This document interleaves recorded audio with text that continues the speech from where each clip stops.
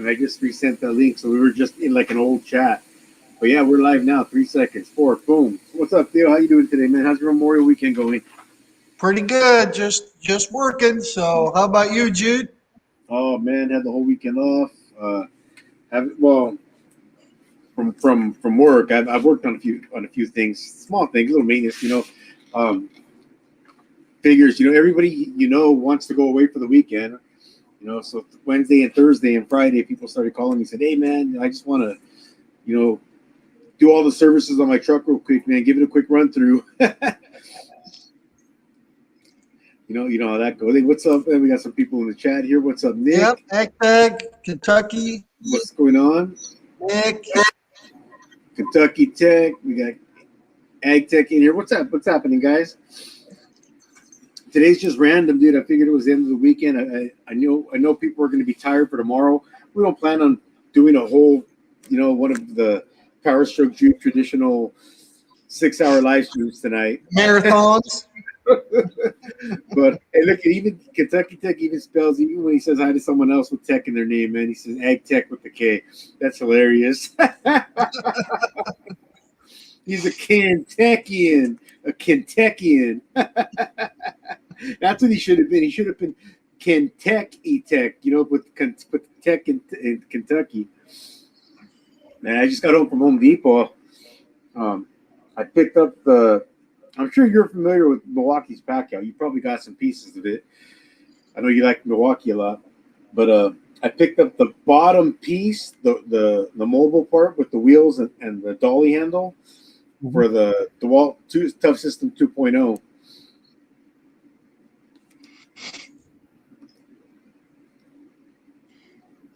Oh, man. Wasn't a holiday in Canada, huh? That's right. Didn't think about that.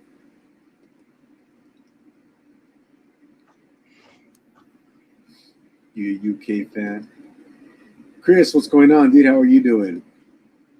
Kentucky Tech. Hey, guys. What's up? What's up, Doug? How you doing today? Cool. We got some people jumping in. Hopefully they'll realize we came on today. Yeah, I like that DeWalt Tough System, man. The 2.0 is not too bad. The latches are way better than I like the original, but the latches I wasn't too a big fan of.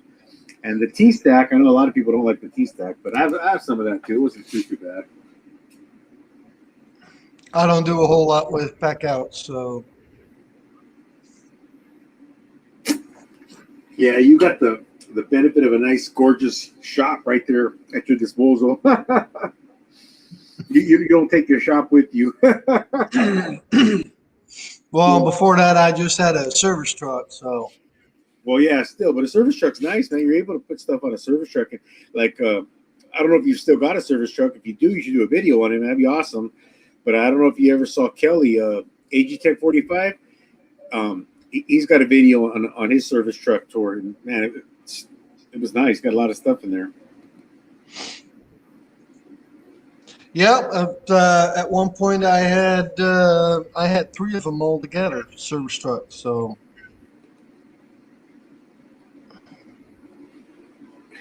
He'd get run out of the family if he wasn't a UK fan. Go Wildcats. One of my favorite plays in college football history was Kentucky when they were trying to get a little bit better. They were playing LSU, and there was maybe 3-4 seconds in the game, and Kentucky's fans were running on the field. The team was running on the field, and LSU had this last play, and they threw a bomb, and it like three guys from Kentucky hit it and bounced it up in the air, so it looked like it was going to end the game, but it ended up in some dude from LSU's hands, and he ran it for a touchdown. Hi, Jude in Country. Hey, what's up, Scott? How are you? Oh, man. So how about you? What you been working on, Theo? What's that? What you been working on? Well, actually, I got my shop empty, so. Okay.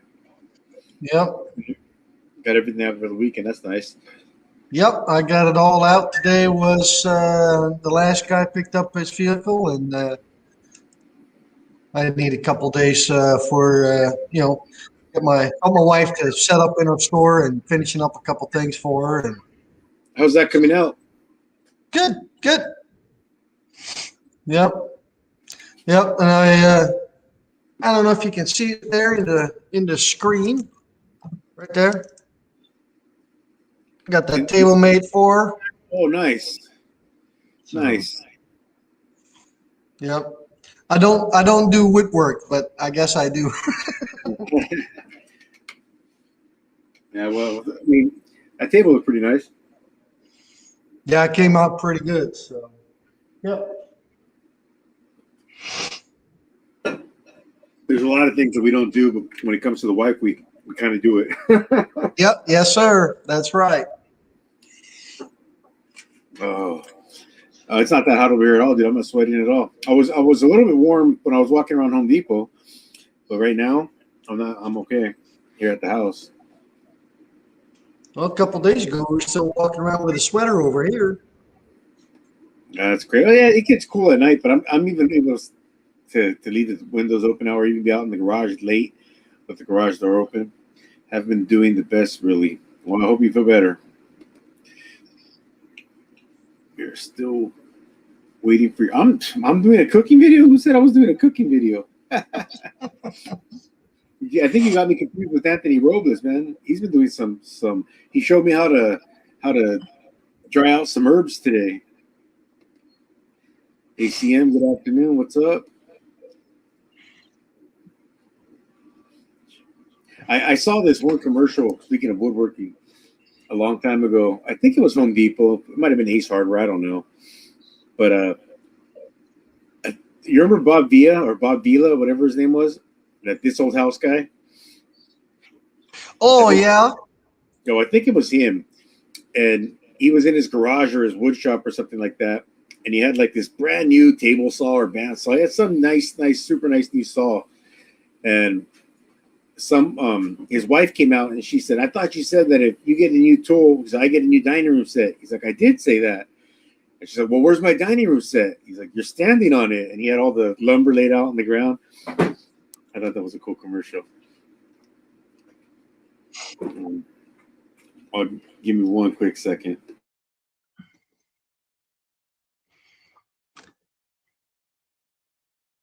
Yeah, I feel you, Doug. It's not much different for me, but my wife does it.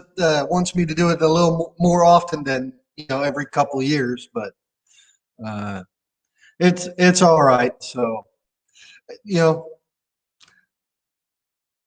I prefer to work with steel other than wood. So, but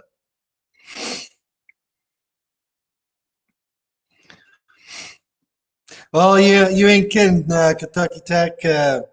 Wood is not cheap these days. It's just crazy. I'm gonna get going real quick because my friends are at the house. They just Alright. both pulled up when we were leaving. All right. So, do you have a monster I can have? Yeah, there's one, a green one in the. Want a blue one or a green A one? blue one. I don't take All it. right. That one's cold. Those ones aren't, but you can have them. I'll take a warm one. I'll take I have ice in the fridge. Sorry, Theo. No, it's fine. Talk later, you know. All right, man. See you later. I love her. And then he is very good today. So, Oh, my godson had my son today and just brought him home. see Frank. Let me catch up here. So what was Doug saying? Oh, Doug said, I'm good for a woodworking project every couple of Oh years. yeah, I did see that. Yeah, it's about the same for me, but my wife wants me to do it a little more often than just every couple of years. So.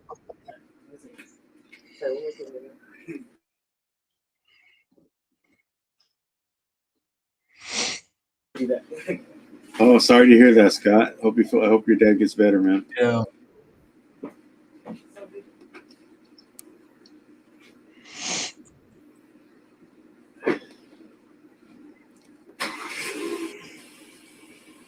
Well, that's good that he's able to get some fresh air, get some sunshine. Yeah. So what have you been working on, Jude? A couple of 6-0s over the weekend. Just like I said, maintenance stuff mainly, quick stuff. I didn't want to take on anything major, but I do have something lined up for hopefully this weekend, if not the next. Are you familiar with he has a YouTube channel. He used to post on YouTube a lot more than he does now. But he mostly does a lot of Instagram posts or stories, anyways. Instagram stories. You familiar with Diagnostic Dennis? No, I'm not. No. Yeah, he's a cool dude, but he lives not too far from me. He's in Burbank. He's maybe, I don't know, that's maybe an hour from me.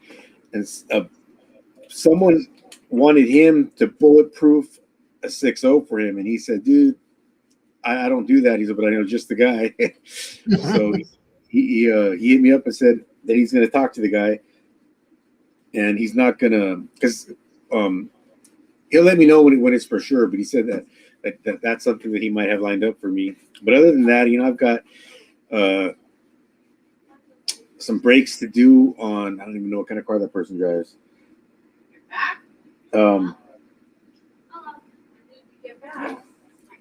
Yeah, shoot. I know it's a Honda. I don't know what kind of Honda they drive, but I got some breaks to do on that.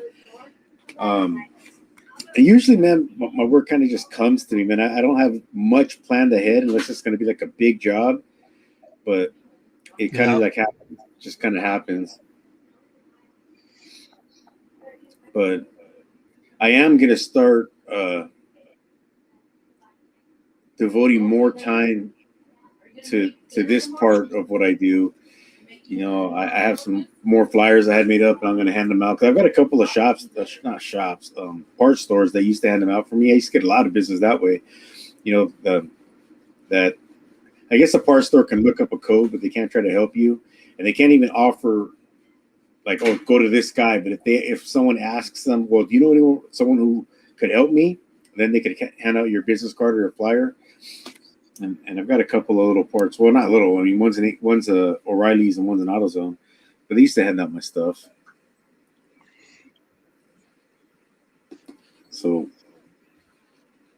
hopefully, I want to start getting busier and getting more into it. That way, I can do more YouTube stuff, more Instagram posts. Tips on a good unboxing video. Tips on a good unboxing video. Tips. Unboxing of what, Nick?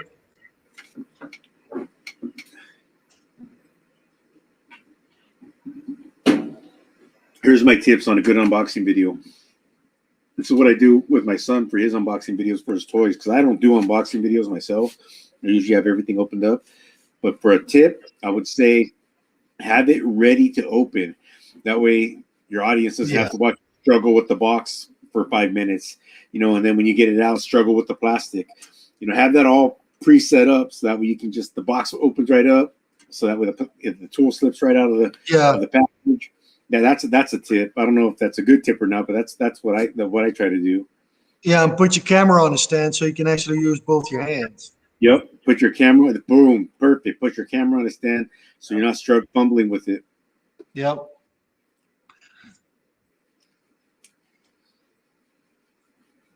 I don't know what you're talking about, steaks and sockets for mechanics and me. See, I've never once ever talked about doing anything with food. I talk to Anthony once in a while. Sure, I might have been drunk talking about it. I don't know. What's up? How's my favorite gal doing? Broken Dave. If it's not broken, fix it. He always comes on saying, "What's up, ladies?"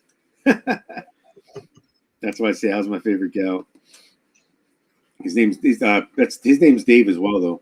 Just like one mechanic.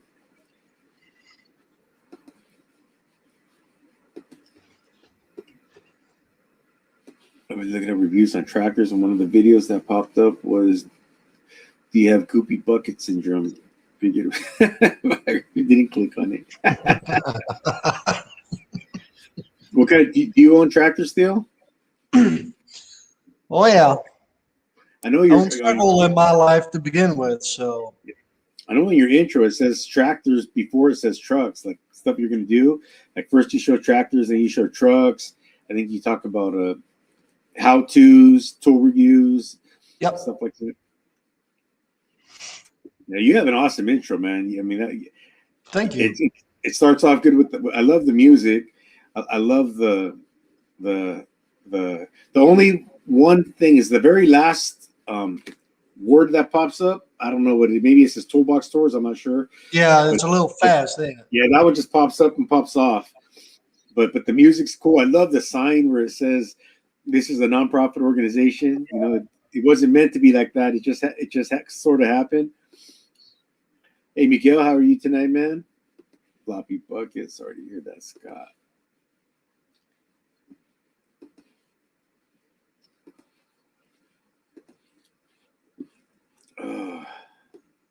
Got 12 people in the chat, man. It's cool. It's picking up a little of this theme. Yeah, if it's not broken, fix it. Running me ragged. I had to take care of somebody that can't get up and do things for themselves. I've got to help them walk and everything. Yeah, man. Well, at least he's got you, man. That's your old man, dude. Today he came outside and said that he hasn't felt he hasn't felt so worthless in all his life. So, well, he's just, that's probably what it is. He's always up and about, man. So it's just hard for him. Hopefully he'll get his strength back. What's up, Cuh? It started that Cuh thing.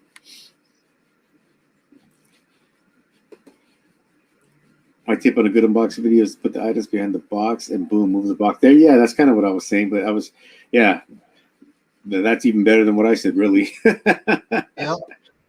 I kind of hate fumbling. A lot of times I'll have, like, I'm bad at putting package or part numbers, remembering to say a part number. But I'm trying to remember now, like I've got some tools unboxed that I want to show, but I have the package, so I can just kind of keep the package next to them. If you guys want to see the part number, I'll just like go over all of them real quick.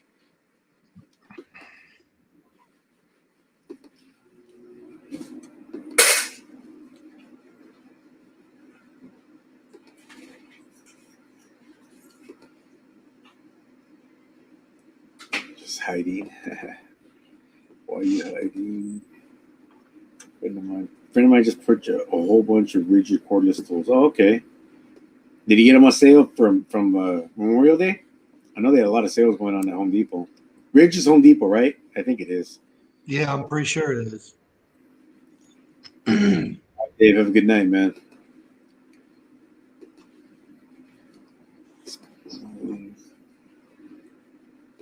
Yeah, hopefully it does help. What are you drinking, Dale? You drinking a beer or you drinking a soda? I saw green, so I'm hoping Rolling Rock, but it could be Sprite. Oh, 7-Up. I was hoping you were going to hold up a Rolling Rock can. No. Joey in Kentucky. I'm not drinking as much beer as I used to, so. Oh, yeah. I shoot on Saturday. Ooh, I got together with a couple of my old friends. Got to their house, one of their houses at about 3. I think I got home at whatever time, because I usually go live on Saturdays. So whatever time I got home, I went live for 8 minutes. I think I might have got 1 or 2 viewers, but I watched it myself the whole time. I was like this. My wife came out and talked to me for a minute. I never fell asleep, but I looked horrible, man.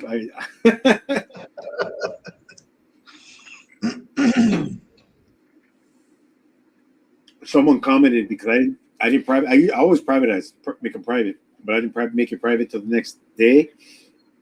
So a bunch of people got a chance to see it, and someone commented. He's like, "Hey, dude, just delete this one. Pretend it never happened." Right? Yeah.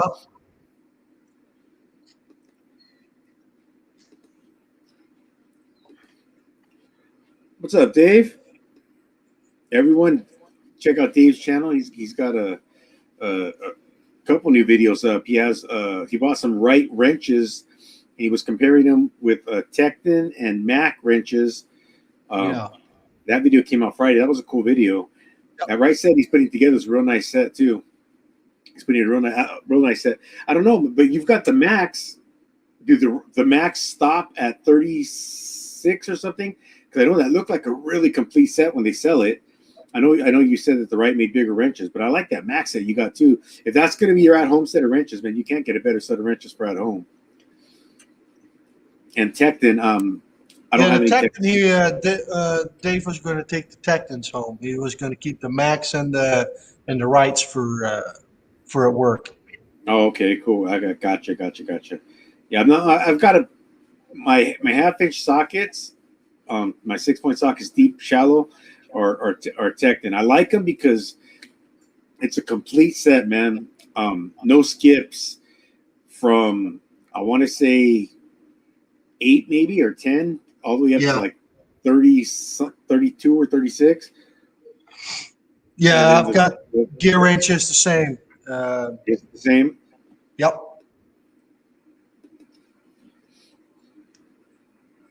Because it depends on how you say it. Theo, how's the coming square body coming out? Actually, today the cops came out to verify the VIN number, and we're going to get plates on it here not for too long. So here in a couple of days, that Chevy is going to be legal to drive on the road. All right, right on, dude. Yep, she's all done up and ready to roll. Got a next weekend. Got a car show I'm going to with that truck. Oh, right on. That's cool. You got to take pictures and put those on the car show pictures on Instagram. I sure will. I do that. Yeah, that'll be cool. I like seeing stuff like that on Instagram. I'm trying to get better at, like today, I never really knew, I would put stuff in my story now and then, like I'd share someone else's story or if I was going to go live or something like that. But the other day I was at Harbor Freight and I was just messing around with Instagram and I realized that if you just hold that story button, you can just talk to it like you're recording. And like you know how it breaks up? Like there'll be someone's story, maybe they have 10 posts in their story and how it splits up. That's not posting 10 individual stories, but if you just hold that button, it'll talk you through for however long. Oh, so it chops it up itself to make the little stories one long story. Yep, and you can just go right through it. So it made it way easier. So I put a bunch of them up again today. So I mean, I hopefully I'll be able to keep people's interest, and that'll help me for Text Talking Shop too, and I'll be able to do better stories for Text Talking Shop as well. We've got to start working on Instagram. We haven't done too much. I felt bad. Wyatt put out the Show Your Turbo Tuesday last week, and I even had a shoot. I think it was a 7.3 I had here, but it had a turbo on it. Man, I could have taken a picture of that thing, and I got to be more active on the TTS Instagram. I have to pop too many hoods if I got to show all the turbos. Well, that's cool, man.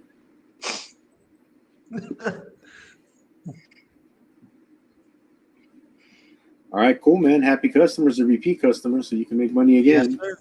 Oh, you're right. Yep. No. I never fell asleep, man. I may have looked like it, but I didn't.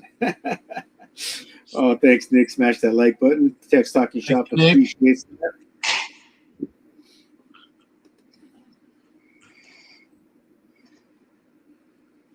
All right, cool, man. Enjoy the rest of your Memorial Day, ACM. Thanks for hanging out for a minute. Yep. He did. What's everyone's opinion of Rigid? You have an opinion on Rigid? I know you're a Milwaukee fan. I think Rigid is all right. I mean, to be honest with you, if I would have to choose between, let's say, Cobalt or something like that, and Rigid, I would go for Rigid all day long. If I wouldn't spend the money on Milwaukee or DeWalt, then Rigid would be my third. Okay, yeah, I would probably say exactly the same. If I'm not getting, I would probably pick Rigid over Cobalt and Craftsman for sure. Yeah. But I don't know. Like you said, Milwaukee and DeWalt are. I mean, I don't own Milwaukee, but I'm not going to play dumb and not act like I've never used the tool or don't know it's good quality. I'm not gonna. I wouldn't put Rigid above them.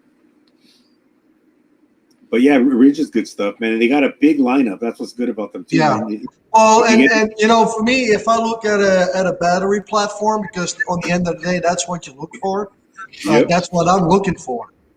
I don't really look at the tool. I look at the battery platform and what they have and what kind of warranties and what kind of prices they offer.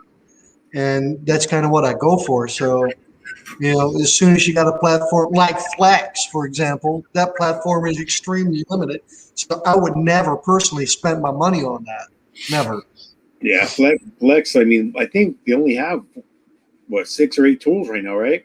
Yeah, something like that. And you cannot even buy a tool only. You only have, the only Yeah, option you got is buy kits. So, yeah, if you buy 4 tools, then you got 8 batteries. I mean, really? yeah. That's true. Very, very, very true. I Yep. mean, yeah. I like I said, I was gonna get a Flex just to kind of do what Tarek ended up doing on the live stream on a Saturday night live stream, but Tarek ended up getting one, so I didn't have to, and he blew that thing up. Um, but yeah, Rigid. I would say Rigid is definitely. I mean, I wouldn't quite put it with the Walton Milwaukee, but I would say they would be the next tool I would get after them. Got it, like we said, good lineup. Platform's got a lot of different tools you can use it with. So it's not like you said, man. You can get everything you need and stay on the same battery platform. You don't got to guess. Oh, Right. well, Rigid doesn't make this, so I got to go buy a Milwaukee this or the Walt that.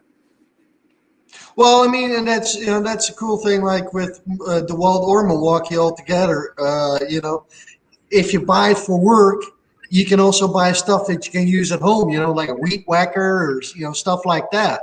That is the cool thing about it. So then on the end of the day, you can just bring a couple batteries home and go to town. Yeah, that's true. Because on the end of the day, I mean, the half your money when you deal with that stuff, half your money is tied up in batteries, not in tools. It's the batteries that you sink a lot of money in that. Gotcha. David's saying that you're right that the Mac skips sizes. I have a question about that. I know so on their set it skips a size, which in one of his later posts that Nick said he dislikes skips, and then Dave says that they annoy him as well. I don't like skips either. Yeah. I would even be looking like to see if like the sizes they skip, can you buy them individually? But then that defeats the whole purpose of that cool ass little Of the case tool that holder. Yep. yeah, that case they have. I love that case, man. Yep. But I don't like skips. Oh, did I go backwards? I thought I read that one already. Yep. You're going backwards. Yeah. Oh yeah, what car show are you going to? Oh, it's just a local car show. One of the now the name escapes me of the Advance. There you go. Advance is having a small car show. Nothing major. It's not like there's going to be hundreds of cars or anything like that. Probably more like 20 or 30 of us, something like that. That's cool. Right on. Yeah. Hey, Blake, we did miss you, dude. But everyone needs a break once in a while, especially if you're swamped with work. That's a good thing, man. Yo, Blake. Yeah, but don't think you weren't missed, Blake.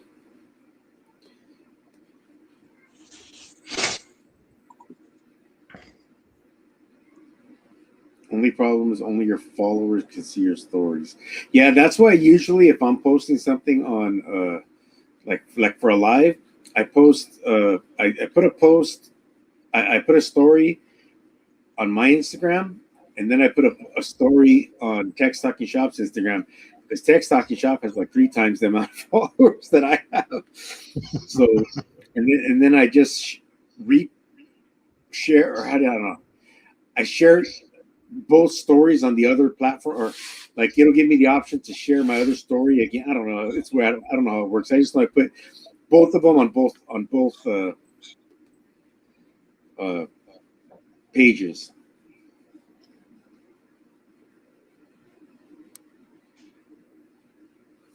Yeah, everything. Once when you do something for the first time, yeah, exactly. It's a learning experience. But you said it was a happy customer, so you got it done, right? That's good. Yeah, DeWalt and Milwaukee are absolutely more expensive, dude. Yeah. I bought that bottom piece, the one with the wheels and the handle, That cost me $89. I was hoping it was going to go on sale since it was more Memorial Day because I was there a couple weeks ago and it was the same price, but it didn't. It was the same. It was the same price. But I wanted it. I needed it now, so I got it. The Milwaukee one, the same one with the wheels and the handle, was $130. I'm like, damn, 129. It's crazy. The rigid one, I think, was 59 or 63 or something like that. And then you could go all the way down to Husky had one for like 37 or something like that. Yeah, but when you start talking to prices like that, you always got to wonder what how well the quality is. Yeah.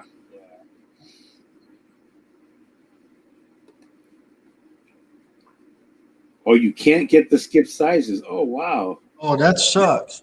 That's interesting. I didn't know. Well, man, dude, I wouldn't. That actually kind of blows my mind.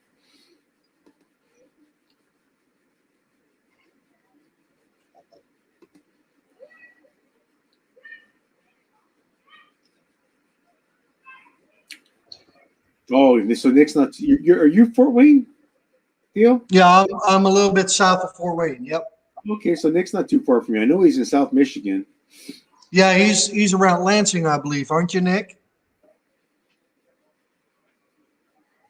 Matthew, come here. Come here real quick. Come here real quick. I know. So come here Blake real does quick. like Cobalt. Come here real quick. I have to ask you something.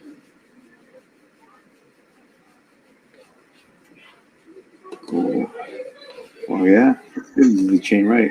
Tapping on his own way. So okay, so this happened to me today. I was about to do a 3-hole change on the 2070 Road King. My drain pan was full, and my drain jug was also full. Ever use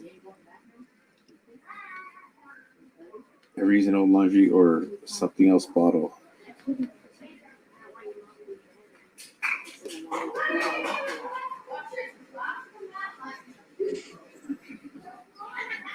I'm not sure. Daddy, did you fix my bike? Oh no, not yet. Can you fix it tonight? Yeah, Well, right now. I was about to do a 3-hole change on a 2070 Road King. My drain pan was full. My drain jug was full. So I ever used an old. I've used stuff to I've used different things to put oil in. Right. I've got my wife. She owns a janitorial company, and she gets all kinds of. I mean, the smart thing is always to whatever oil you buy, just to save those and put them back in there so you can go dump them. The containers that you use, especially if you're buying like the 5-quart containers. Yeah. I don't always do that, but she gets these solvent. They look like they're a gallon, but they hold different solvents and stuff in them. So I'll usually fill those up with oil and take them to O'Reilly's or something. Toledo area, huh? I used to do a lot of beer drinking around Toledo in my younger years. Oh, nice.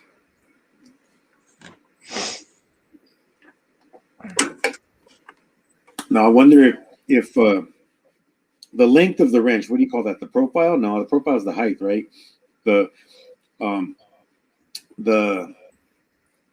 I've seen Fake-On wrenches that they sell like the same sets with even the exact same case, but it's like if you hold up a Snap-On wrench to a Craftsman wrench, when you hold up the Max to the Fake-Ons, there was a length difference.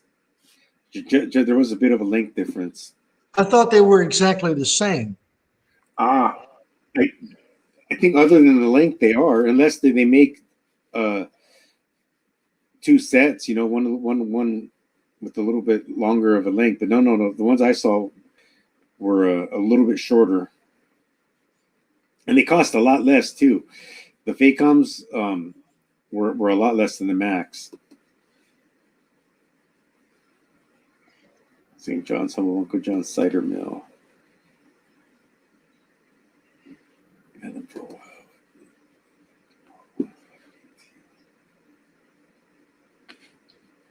Oh, so that's exactly what I was saying. Okay, yeah. All right. So now that Blake and so Blake said that they've had them for a while, and Blake's talking about the ones that I saw, and then Dave's saying that no, not the long ones. Okay, yeah, gotcha. So Okay. that was the difference. The precision torch were longer. Okay, that was exactly what I was trying to say. That gotcha. Okay, so cool. So if they're making them the same length, they're going to be a lot cheaper.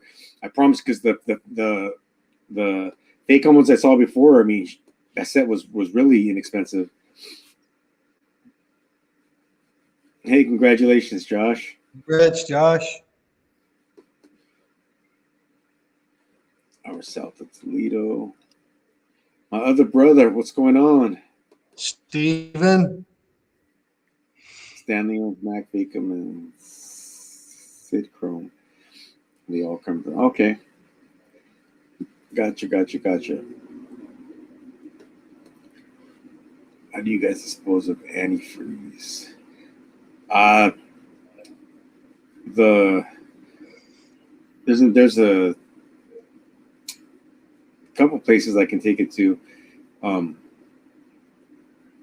O'Reilly's will take it, and I can take it to Redlands Ford. There's a Ford dealership over here that'll let me take it to them. Yep.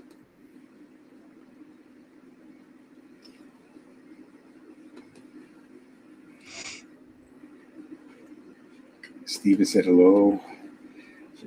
Nice. I'm a mechanic, just an old shop teacher. That's why I like these. Oh, you teach shop? Right on. That's cool.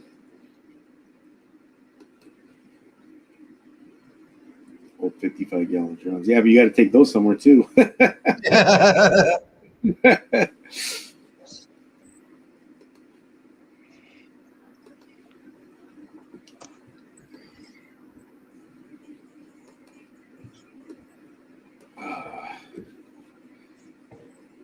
Hey, Redline Gary's in the house. What's happening, Gary?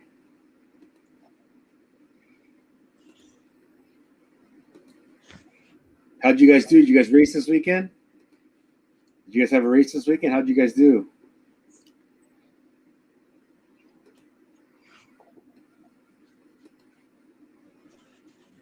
All right, good night, Dave. Throw it on the fire. Yeah, the atmosphere, I love it. So you got a topic we want to talk about then, Jude, or? I'm game, man. If you have a topic you'd like to cover, or we can decide on one real quick. I mean, we can let the chat pick a topic. Yeah. How about we do that? Guys, what do you guys want to talk about? Put something out there. Because on the end of the day, we're here for you. So That's true. He's speaking the truth. Oh, it got rained out. That sucks. Yep.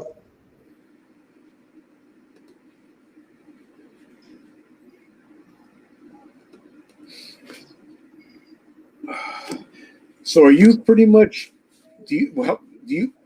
What tools do you still use? Pneumatic or air? None. None, huh? None. So you went. The only one that I would use once in a great while is a die grinder, and that's just because I if I have to do a lot of die grinding, that's it. Other than that, none. Oh, I thought you were going to say an air hammer. Yeah, oh yeah, air hammer. Yep, and that's it. And a blowgun. Not blowgun. I forget that one for sure. Those are the only air tools I use. Other than that, it's all battery powered, and I like it. So, well, Oh, that's cool. For the most part, I know, yeah, air hammer and grinder. Yeah, diagram. Yeah, I pretty much the same.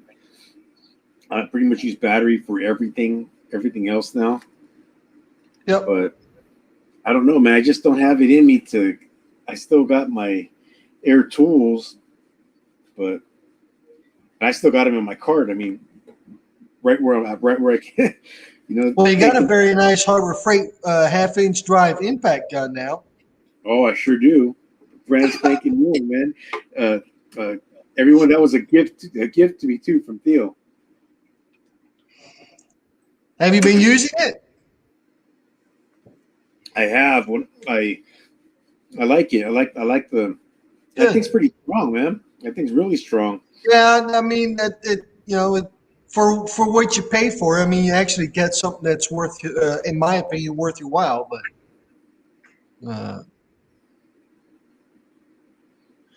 All right, Nick says we could talk about the new type of oil filters versus an old school filter. Talking about like the paper cartridges. Is that what he's talking about?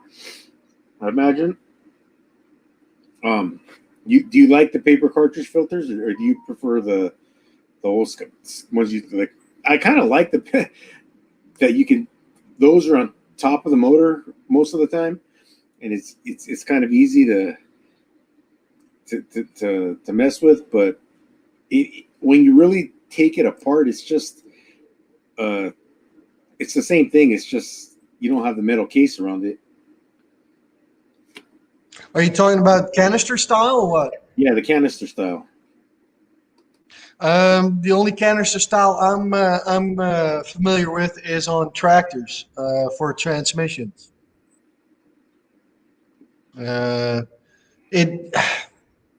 You know what I don't like about canister style is after so many times of undoing them and doing them, and other people do undoing them, they start wearing out.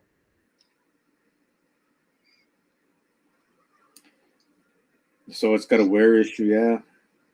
Yeah, and now with the spin-on filters, the old school spin-on filters, they don't wear out, right? Because every time you get a whole new filter. Yeah, the 6.0. I mean, I've never really had an issue with them, but you know what? I have had cracked the caps for the canister styles from like 6.0s and stuff. And what I don't like about the canister styles when you start to go to an aftermarket one, and they come with the cap and I don't know, it's just it. Like for instance, on the 6 liters, they have these aftermarket. I don't know which company makes them. Yeah, But, I know what you mean, Jude. and they make the filter taller and they make the cap taller, but that's changing. I mean, it's not much, but that's enough that I've seen so many no start issues because of the aftermarket filters when it comes to those canister style filters. I've had issues with those, and then I've seen cheap ones come apart where you take it apart in like it comes out in 3 pieces. And then I've seen cheap ones where the paper's all, well, it's also probably because they took too long to do their change. I think with the paper canister styles, it's even more important to go OEM than aftermarket. Oh, absolutely, 100%. That's probably the biggest thing, because I've seen some cheaper ones that used, and they either clog up too quick, or they collapse, or they crack. And if you got the OEM one, they're all around just a little better. Yeah, I agree with you 100%, man. Scott's asking, what do you do when you need a special tool but don't have that special tool? Improvise or make a tool? Well, making a tool is kind of improvising. So, yeah, it's exactly what you got to do. Yep. I mean, I've had plenty of, you just got to figure out another way to do it. And there's always another way to do it. I've never had to go, I've never been stopped from getting the job done. But yeah, you just got to improvise and make a tool, figure out how it's going to work. You still have the students use pneumatics, so they get the experience. Almost everything else is battery powered for them except the welders. Well, that's cool. I mean, that they're getting experience on it. Yeah. And there's nothing wrong with that. I mean, there's nothing wrong with air at all. I mean, it's,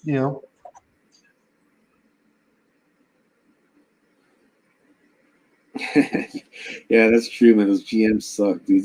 There's still GM Ecotechs. Everything about them, was pain in the ass. Water pump. Water pump's supposed to be a gravy job, man. You're supposed to get a water pump and think like, oh, cool, this is gravy. Be knock it out quick. Not on those stupid ass Ecotechs. A gear driven water pump on the backside of a. Oh, dude, it's just. Oh well, yeah. Those things are Yeah, but they've been putting those gear-driven water pumps in a lot of vehicles these days. Yeah, they sure do. On the Ecotechs, the cartridge filter always comes out looking crushed or compressed. Yeah, that sucks. Because that makes you always worried, right? What went past it? Yep. Yeah, Jeep's been doing it for a while too, man. My buddy had now this was a Jeep, but it was also a Mercedes engine inside of it because it was a diesel. But it was a 2007 Grand Cherokee, and it had a canister style oil filter, the cartridge. Yeah, Gary knows all about the Ecos. You should, Gary. LOL. Every 3 races. Wix exclusively. Okay. There I like you more knowing that you don't use the farm. I like you more knowing you don't use Fram. Oh, I thought I said farm. Fram. Please tell me no one uses pencil.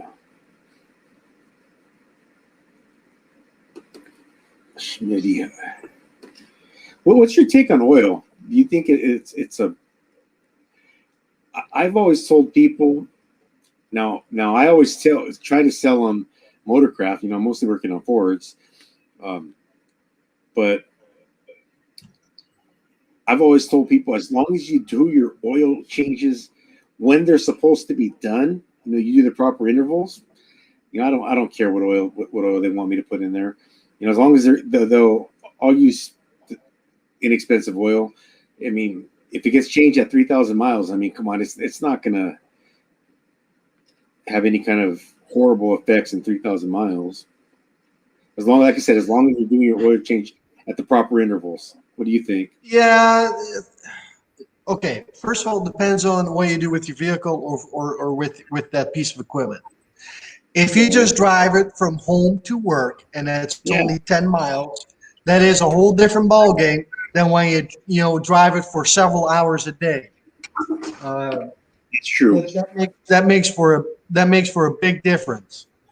I mean, and if and I personally like the synthetic blends, and if you just drive it a couple miles every day from home to work, you can go to some cheaper stuff. If you really put some serious time on your engine, I really like to do the better quality oil, and then personally, I prefer Sempico. Big fan of Sempico oil. Okay. Sempico or Schaefer's. Some people might be familiar with Schaefer's oil. I've heard of Schaefer. I hadn't heard of Sempico. I know a lot of people, especially the guys that run their trucks hard, like pulling trailers to the desert or to Pismo or whatever they're doing all the time. A lot of these guys bring me their cases of AMSOIL. They like AMSOIL. Well, here, when I was running my tractors, when I was running all my farm tractors, we would run 14-hour, 16-hour days, sometimes even 18. I would use a gallon of extra oil in a week with off the shelf stuff, and I switched over to Sempico and I used 0. Really? Yep. It's better quality oil, and when you drain the oil, when you do your oil change, if you slip it between your fingers, I could definitely feel a big difference in between the off-the-shelf oil and the Sempico oil. The Sempico still felt really good, and off the shelf oil felt really more watery like. Nick wants to know where you get that oil. There's dealers all over. They go. I mean, there's dealers of Sempico in Michigan. Okay. Since that's where he's from. Grab a ball there. Scott says they use Hastings. He uses Hastings. Stephen uses Valvoline. Mobile One, 800 horsepower, small block Chevy no shoe. Pico, okay. Yep. I'll be honest, man. That's the first time I ever heard of that oil. Yeah, Sempico is the same as Shapers. There's smaller companies. And that's how they set themselves apart is by better quality oil. They use more zinc, stuff like that, so it will lube better. It maintains your O-rings, it seals better, stuff like that. Doug says that they advertise on the RFD cable channel because he watches Yeah. track when Yep. he sees it.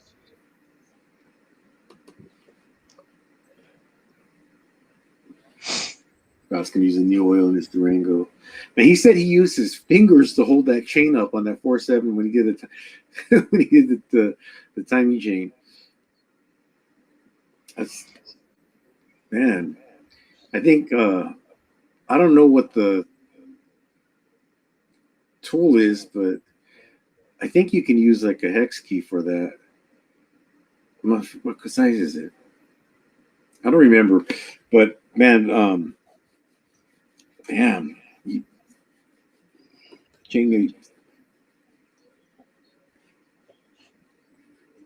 I think Blake even says, Blake, what size? Didn't you say, did you put in the comments somewhere that you use a hex key? Or maybe it was Nick that did that. Someone said that. Yeah, I did see something like that floating by.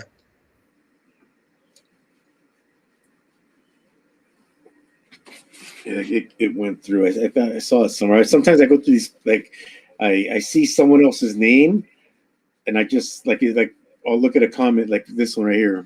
Yeah, here Blake says, Scott, I use quarter key stock to hold cam gears. Quarter key stock. Okay. Yeah. Yep, there he says it again. Quarter key stock. All right. Yep.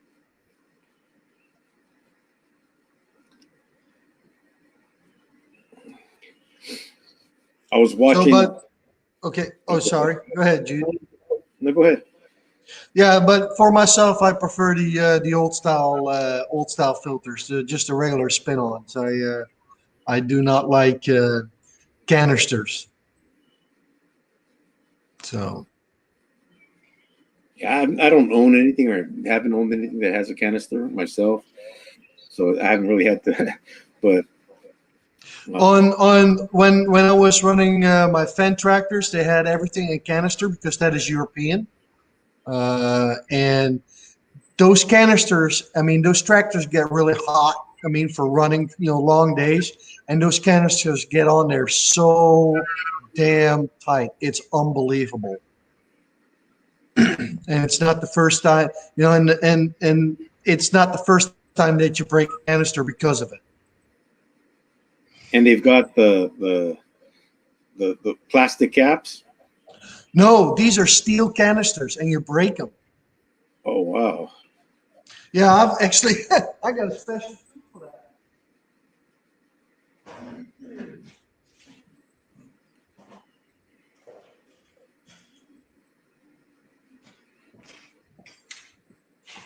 This is what I use for that. Oh nice. Half Look at inch that. drive. I think it's I just beefy. use a real heavy duty band clamp. Oh, see, That yeah, way I that thing, don't break canisters anymore.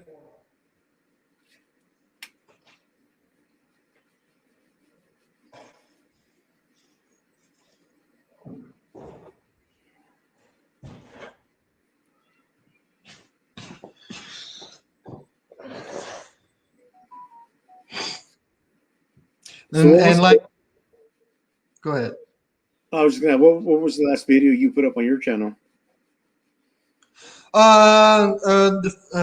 Long-term review on the The Milwaukee. That's right. on the Milwaukee Ratchet. The one that you did the upgrade on, right? Yep, modified. Yep. Okay, I saw that. And then before that, it was your rack, right? Or your lift. Yep, my lift. Yep. Yeah, Lift, and then my last Snap-on ratchet haul. you still digging them Snap-on ratchets? Yes. Well, I'm committed now, so I mean I've got all my gear wrench ratchets replaced.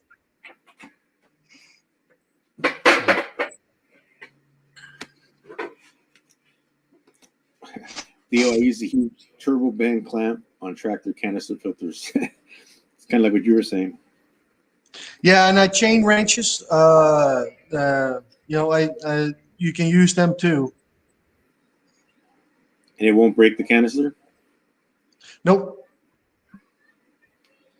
Theo, what's the weight capacity and price of your lift?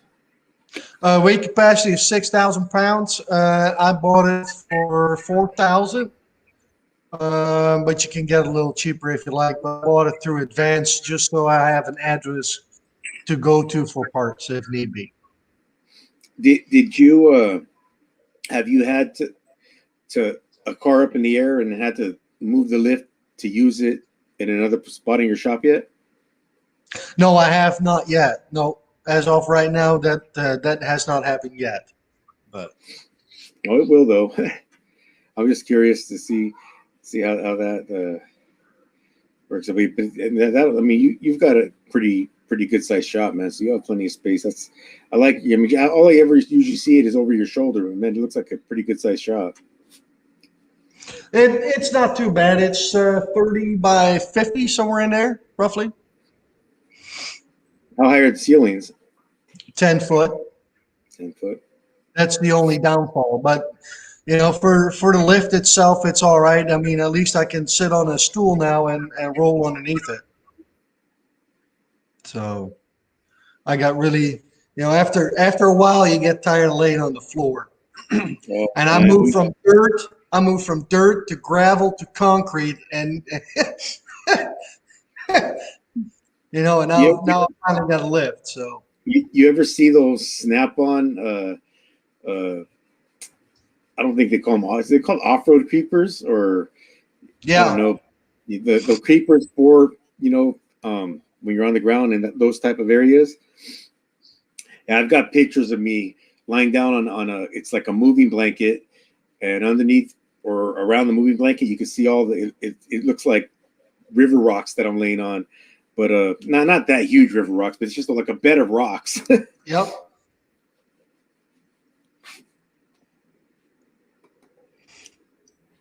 I'm still in the dirt, gravel, and concrete.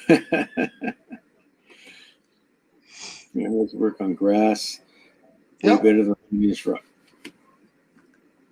Yeah, the only problem with grass is you can't lift your vehicle up No.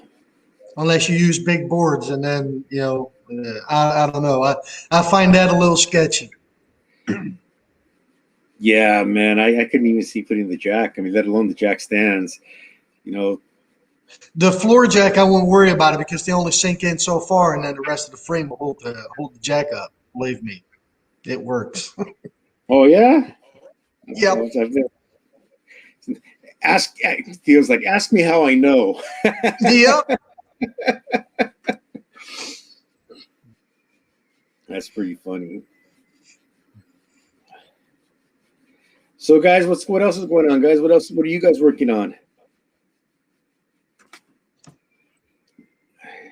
Steele, should I put the link in the chat to see if anyone wants to join us? Sure, why not?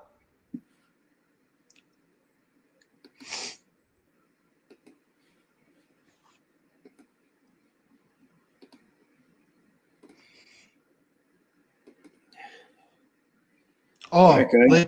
Blake uses railroad ties a lot. There you go.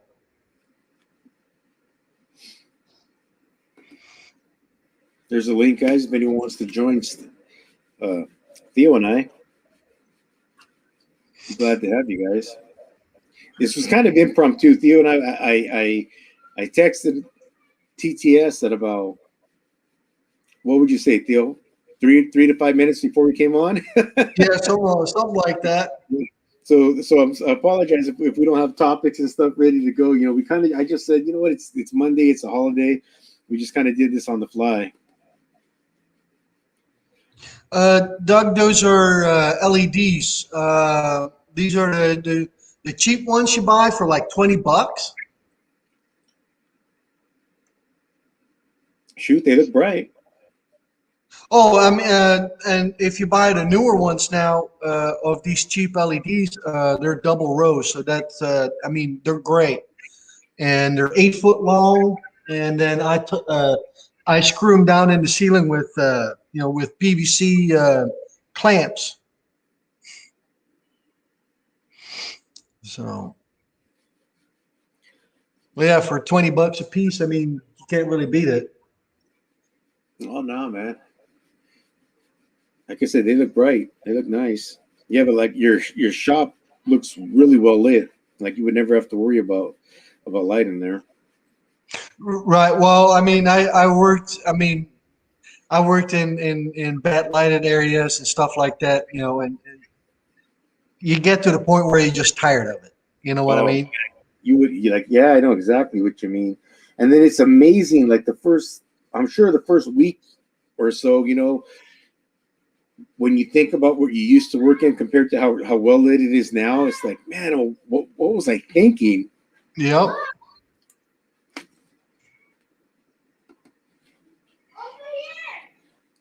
You needed to upgrade your lighting. Yeah, Doug, you find those lights all over the internet and or Facebook Marketplace. Lots of people buy and sell those things. So, like I said, they cost about $20-$25 somewhere in there. Exactly, Doug. The older we get, the brighter we need it to be. Yep. Very true. Is that something you have an assortment of? Besides having your shop well lit, do you have an assortment of shop lights, or whether it be flashlights, pocket lights, hanging lights? Well, I've got my. These are my 3 most used lights. They're right here. Besides my Milwaukee on the hood light. This one. Okay. The Everybody Cyclops? knows these. Yep, the Cyclops. Everybody knows these. Love these for underneath the vehicle. They take up very little room and they're extremely bright. They got a good Tiny angle. area. You can find a good spot and just aim it at what you need to see. Yep, and then I got the Snap-on one right here.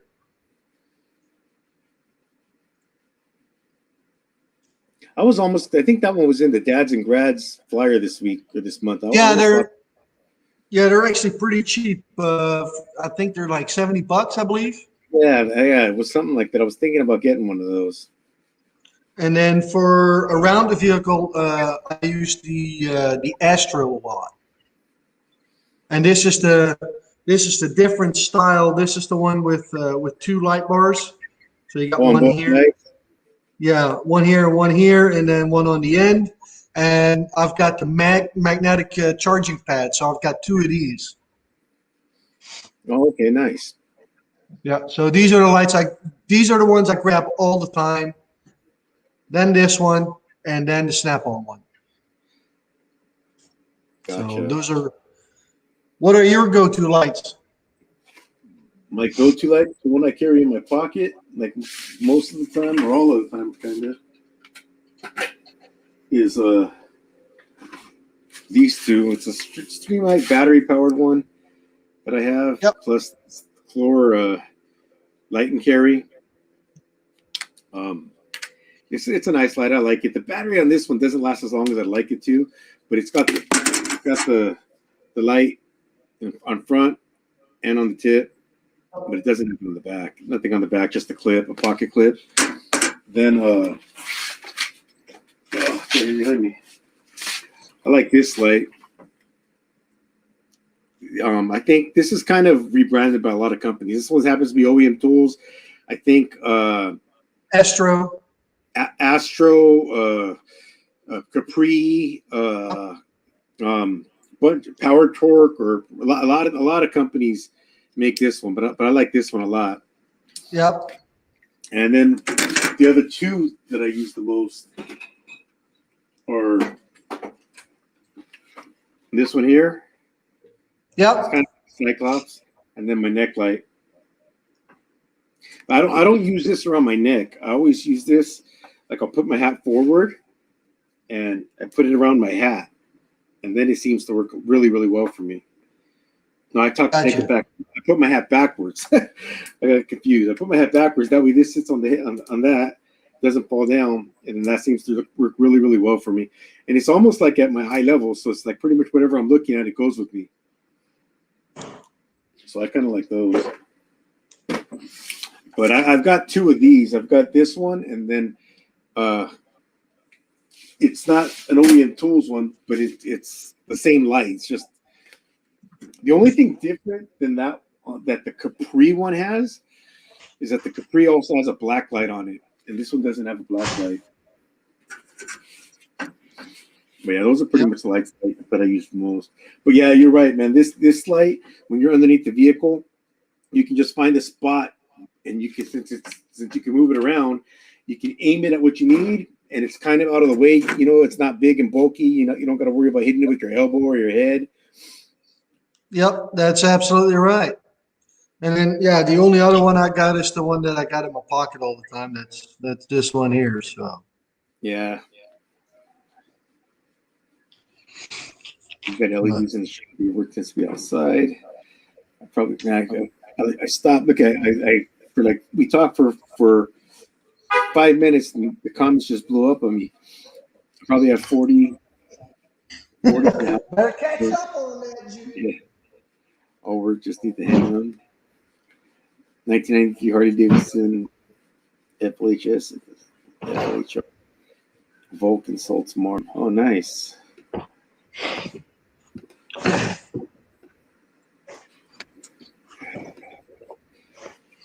Car apps or no? I think he meant bueno for me. Is that rechargeable? Which one rechargeable? Most of the ones I showed are rechargeable, except for my pin light. Yeah, mine too. They're all rechargeable. I don't buy any other. Yeah. That WB, a great video deal for us guys just starting. That WB, did you do a video? I know you did a video for tools for guys just starting. Yeah, tips and tricks for guys starting out. Yep. Yeah, I think that might be what he's talking about. Yeah, that was a good video. Have an increased small tool haul video for tomorrow. $25 Amazon Power Probe. All sun. Could check continuity, apply power, all kinds of crap. Pretty surprisingly decent. Well, cool. I love Astro charging lights. I like the ones like you said that you can. You say that they charge on the magnet, right? Yep. I really like that. That's something I got to look into. Yeah, it's nice, dude, because you got two. So on the end of the day, you always have two. So the one is going down on you, you just swap them out. That's awesome. And that's the greatest part about it. So you never have to worry about. I mean, they really thought that one through. I mean, you can buy just the, and that's what I did. You can buy just the one without the charging pad. So you can. That's what I did. So I can try it, and I liked it. So then I bought the other one with the charging pad, and I was good to go. Oh, that's sweet, man. How long does it take those to charge up? I am not sure because I never run out. So Even better, man. That's perfect. Just swap them out every day. That's yeah, perfect. these are the Astros are actually they last surprisingly long. I'd say they last at least 4, maybe even 6 hours. But I don't use it on high. I use it on the low setting. So No, still, that's still good. yeah, What's up? Hope you're having a good a blessed Memorial Day as well.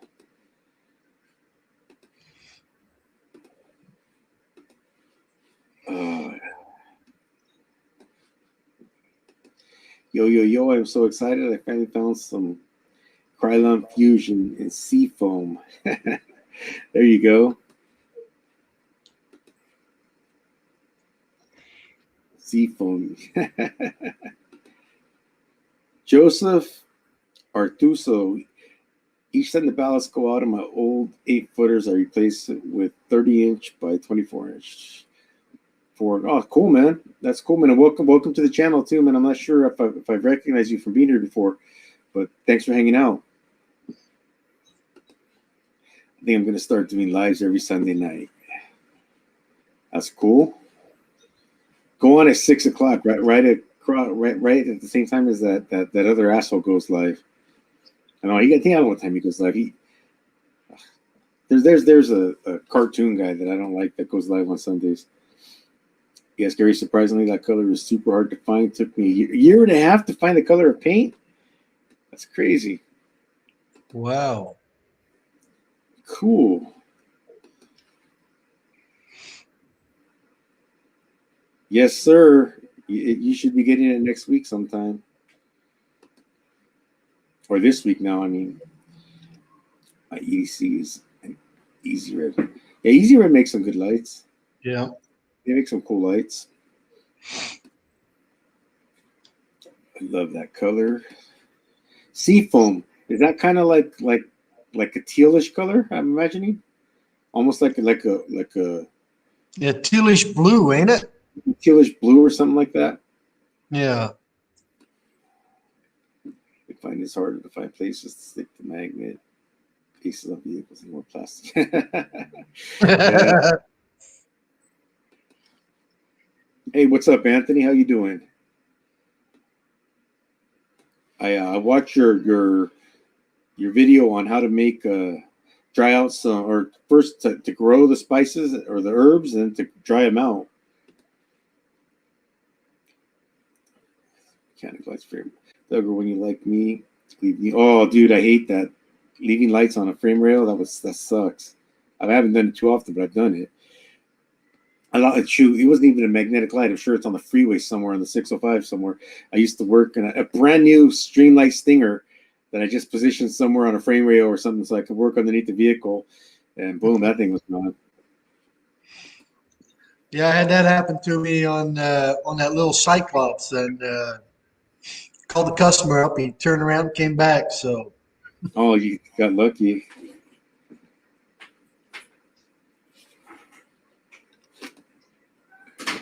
I've seen some oddball stuff, man. One of my buddies,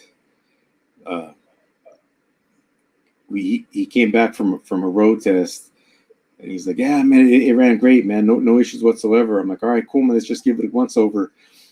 And he had his breaker bar that he used to take the tension off the belt, still hanging from the and he didn't hit the fan or anything. It just drove however long his road. Yeah, he did. Yeah, That could have got so wrong in so many ways. Oh. Yeah. But that breaker bar was just hanging there, and I was like, "Wow."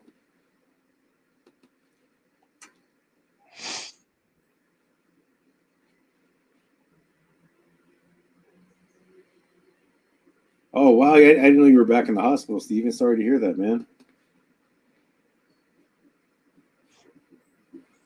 His race got rained out this weekend. Yeah, Blake. I got mine back a couple weeks later, still stuck to the frame. Well, at least you got it back. Praying for you, buddy. Power stroke. I have one of those headlamps. But one side is super troopy. Oh, they got wore out. Yeah, I like them. I've had that. I'm gonna say.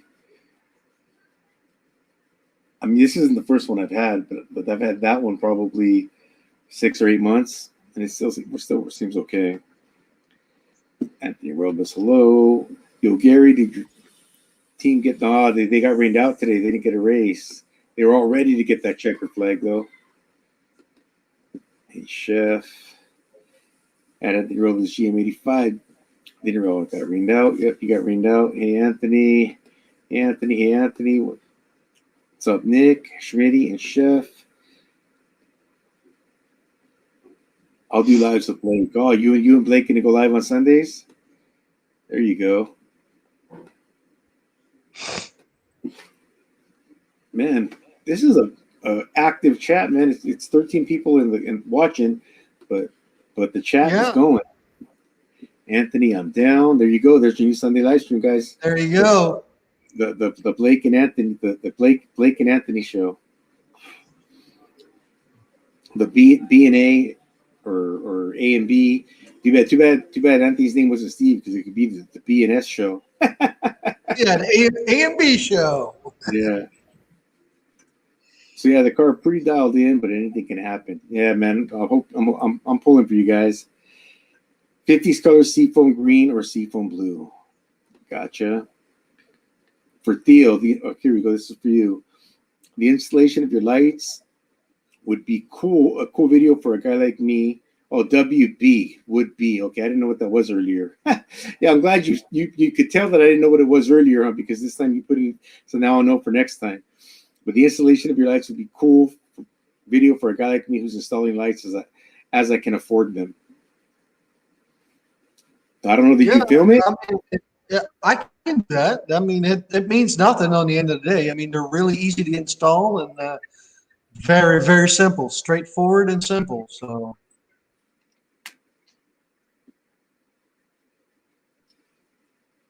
Okay, gotcha. You don't want to send you something. When I saw it, I thought of you. I got myself one actually. Ah, cool, man, but that's not necessary. Appreciate it. I lost 2 Snap-on puck lights. See, that's what that what the Snap-on ones are called. I always call them the Cyclops style, because it's kind of like a Cyclops. I've lost 2 Snap-on puck lights by leaving them on customer cars, or they came up missing. Yeah, that sucks, man. Those things aren't cheap either. Not expensive, super expensive, but they're not cheap. Oh, we got Little Country Mile in the background. Yep. Yeah. One of them. Yeah. Hard to say which era's shade, Gary. Check out my latest Instagram post. Carlon calls it beach glass, though. Okay, we'll have to check that out. You're not a mechanic. You leave something in the customer's car or truck and get it back. How many things do you own that you didn't buy because you got them in customers' cars or trucks? 0. And guys, I don't mean like quarters out of the cigarette, out of the ashtray, or I mean tools that were underneath the battery tray or something. I got a couple. 50s Fender guitar. Oh, you got it, dude. How long are you going to be in there, Steven? When are you going to get out? Oh, cool. We got 19 likes. There you Appreciate that, go. guys. 19 Thank likes and 11 people watching. That means people have come in and out. That's cool.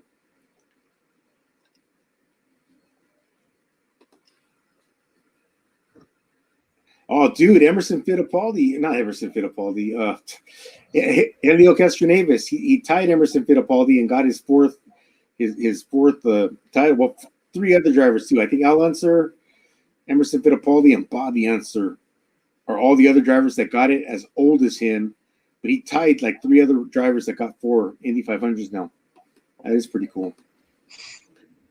I found several tools in attics and casinos when I was working in Vegas. I don't know if it wasn't in. Yeah, that's cool. I've acquired a few rusty socks. Yeah, that's what I mean. That's how they usually come when you find them like that. Also left several tools. Yeah, probably. That's probably the case. I could do Sundays depending on. Oh, there we go. It's Blake, Nick, and Anthony.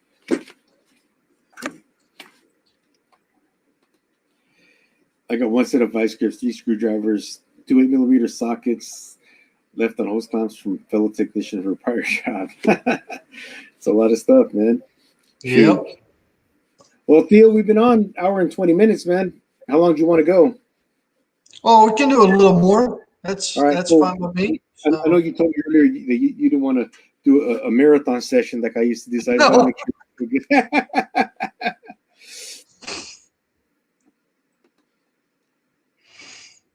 I bought a bunch.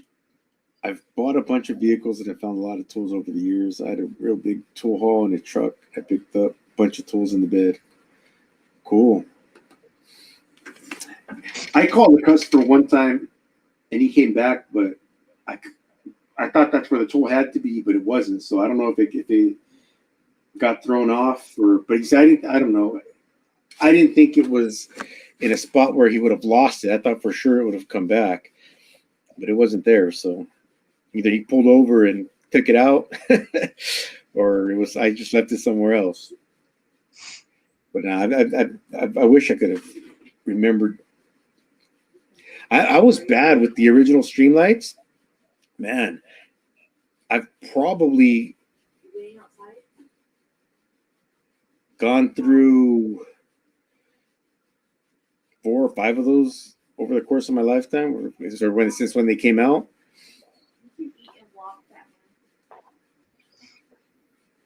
I never been really much for losing tools or stuff like that. So Oh, that's good, man. I was one time. Now it's not that I lost the tool, but I was working on a 6-liter Econoline, and I was going back together. I was almost done going back together, and I was putting the duct onto the turbo, which is like one of the last things you got to do. And I had my long extension with my 8mm wobble socket, and I did it by hand. It was a chrome socket, and as I pulled it out, it wasn't a locking extension, and it got knocked off. And I was like, "There's no way I was gonna where I know where it was gonna fall. There was no way I was gonna be able to reach in there from the doghouse or from the front with my hand or with the magnet. I mean, I tried for a minute, but there just really wasn't going to happen. So I wasn't going to allow that. So I took it apart to the point where I could, and it was a lot more than I was hoping, but I took it apart to the point where I got that socket, got it out, was going back together, and at the exact same spot, boom, socket came off again. Dropped it. The same socket, same spot, same thing I was doing. And I thought right there and then I was like, okay, this truck just told me that it really wants this socket more than I do. I thought I wanted it more than the truck, but apparently not. So fortunately it was just it wasn't a snap on. I think I don't know what my 1/4-inch chromes were at the time. It was probably Craftsman or something, but I just left it there. But yeah, same exact spot, man. wow. So somebody eventually worked on a 6-liter Econoline ambulance, and I was like, "Oh, cool, socket."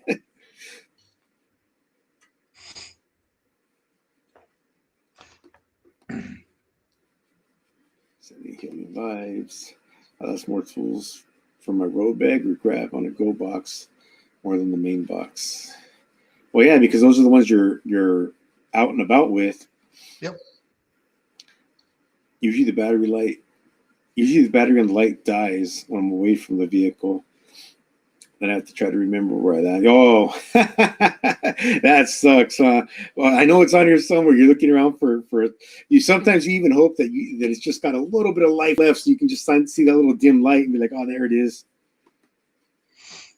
At Tex Shocking Shop, fun fact: those 13 and 14mm USA-made Cobalt thin wrenches I snagged from the abandoned rental property actually happened to be handy a few days after I got them. Oh, that's awesome.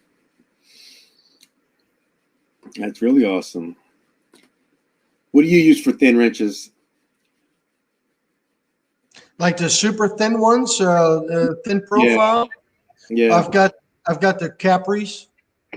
Oh, you got the Capris? I was thinking about ordering that set.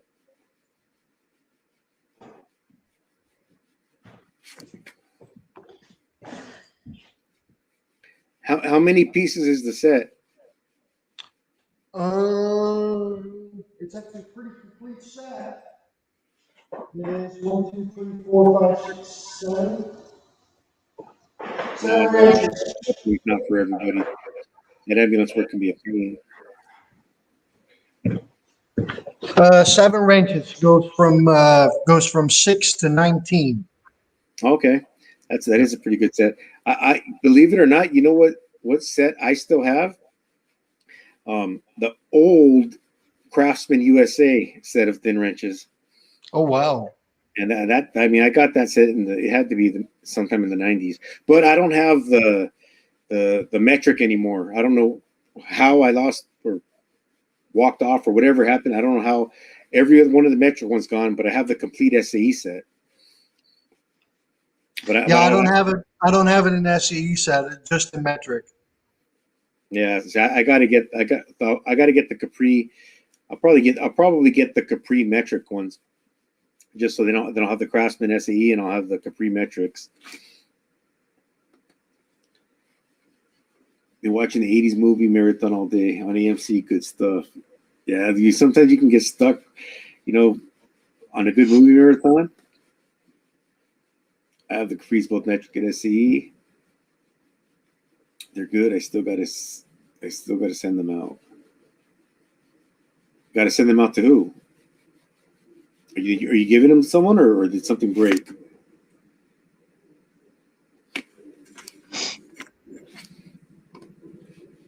But Dad always told me that you should clean and put away your tools right after getting the job done. Yep. That way if you have a missing tool. Okay, he says his dad always told him that, but he also gave us a tour of his shop. So I know he doesn't always listen to his dad's. He gave us a live tour of his garage one day. So I know he doesn't always listen to his dad because he showed us, I got these all thrown over here and I got these all thrown over there. Busted. He gave us a live tour of his shop one day. Nah, but I understand what you mean. No. Yeah, I have that with everything. I've got a little metal plate right there where my toolbox is at, and that's where I stick all my lights, so that way I can instantly see if I'm missing a light or not, or all those things. So, yep. As soon as I'm done, they're either on the charging pad or they're on that piece of steel screwed to the wall. Right now, today, I am probably the most organized after having, because sometimes the top of my cart, or I have an older cart, and then I have an old, not air conditioner, what's the swamp cooler that's got like a tabletop on top of it that tends to just collect stuff that I've used that day. Tools that I've been using, they just pile up. And man, it gets to be where I'm just sifting through this stuff, almost knocking stuff over, trying to find stuff. I've got to put stuff away more. But right now, today, I'm for the most part I've got a few things out, but for the most part, it would take, if I put my stuff all away right now, it would take me 10 minutes or 5 minutes. Yeah, but that's the thing, right? If you do it every time, it only takes a little bit of time, not a whole lot. Yeah, that's true. But as soon as you start waiting with that, then it turns into a chore. And when it turns into a chore, then it's like, yes. Once it's a chore, it got to the point where now it's just like everything else you're going to put off. Right. And see, and if I would be busy, I still put them up. And I just wipe them down with a shop rag real quick, and I don't worry about a tub of towels or anything like that. I just wipe them down, stick them in place, and get it done. And then I would start on the next one. I wouldn't do it any other way. And then if I do have time, then I'll wipe it all down with a tub of towels or something like that, and take my time. Does anyone ever work with you? No, it's just me. It's just you. Sometimes, like, I'll have my godson. He'll bring something over, and he'll want to help me, or other people. Just different people here and there, like buddies that'll bring their own personal vehicles, and they're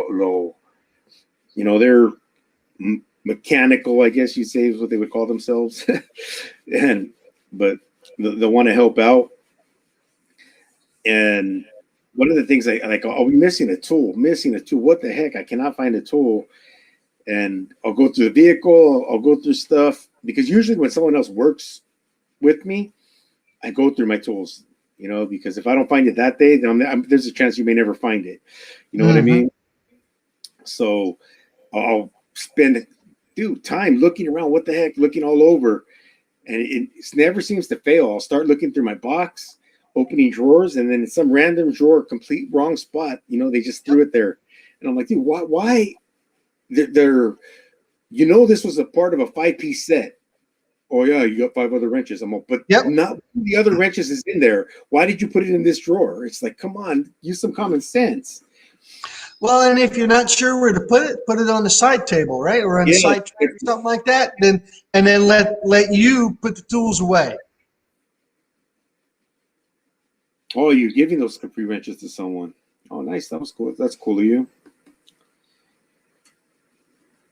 Yeah, movies are never the same when they're edited for TV. Because if you saw Fast Times at Ridgemont High on TV, I guarantee you they edited out the best part of that movie, the best 3 seconds of that movie.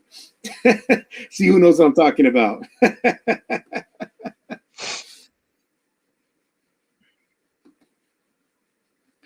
No, I didn't shoot LOL. Well, my dad always gets on me when I can't find my tools. He says, well, if you put your tools away, you know where they are. And he's always giving me heck for that. No, I was just giving you a hard time, man. I was just teasing you. That's funny that you remember now. That you remembered. The Breakfast Club is the best.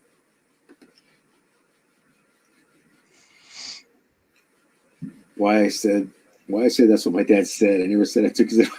That's true. He did say it. My dad always says it. He said, listen to my dad. He's right, huh? He did say, well, what my dad says, duct tape somebody's butt cheeks together. Yeah. Should get you detention. Yeah, that's the Breakfast Club. Power Stroke. I get on the guys all the time for not putting my tools back in the right spot.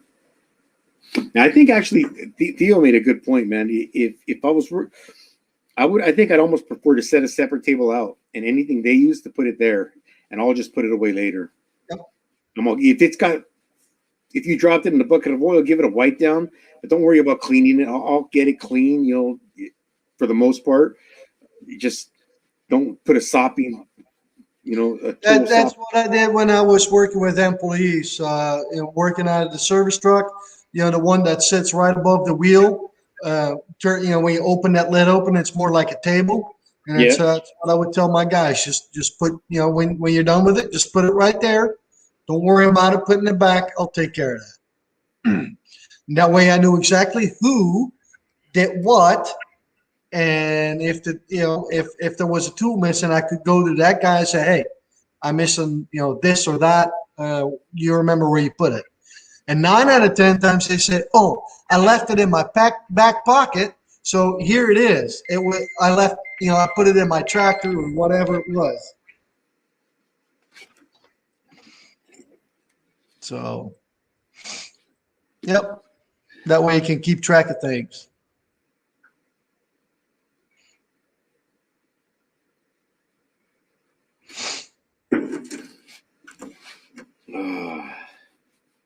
That's the way to do it, though. Should we spend too much money on our tools to lose stuff? That's why it's ridiculous how many tools I've lost. That's good that you haven't. You're smarter than I was, man. I can't say I haven't lost tools. Hey, Jude, I get real funny when it comes to my tools and my money, man. Yeah.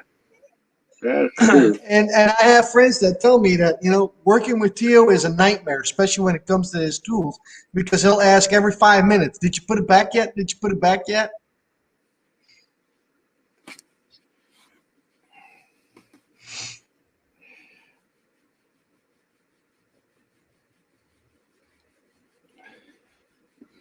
Well, at least they're putting them back. I expect my tools to come back clean, at least. Or like now they just leave them on top of my box. My kid just went for a walk with his mom. They just got back. Gotcha. You still ride that little scooter? Yeah, kind of. my boy's getting big, man. I noticed he was standing next to my wife, and they were playing around like if they were like, I don't know what they were doing, but she's not much taller than him anymore. I mean, she's not tall. She's only 5'2" or 5'3", but he's just the hair underneath her. And then I saw him talking to like my nieces who are 10 years older than him and 12 years older than him, and to my cousin who's my age, and man, he's taller than all of them. And I'm like, man, I just see him every day. He's got a way to catch up to me. You know, I'm 6'2", but he's got a ways to go. But if he gets there, man, he's getting tall. He's getting tall fast. Getting strong too. Yeah, times flies, man. My our little baby is turned 1 today, so. Oh wow! Well, happy birthday! I didn't know you had a newborn or infant. Well, not that new anymore, but yep, oldest is 10 now, so.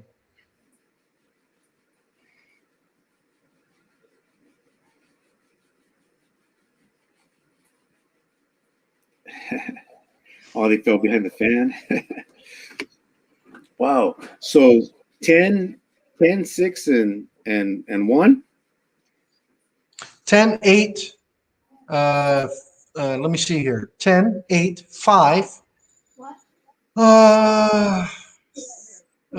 4, 2, yeah, 2 and 1. Oh wow, 6. Yep, we got 6 kids. Oh wow, how many are boys? How many are girls? We got 4 boys and 2 girls. Oh wow, that's cool, man. Big family. Yes, sir. Yep, You got your shop help. that's right. Yep. Well, I come out of a family of 4, so.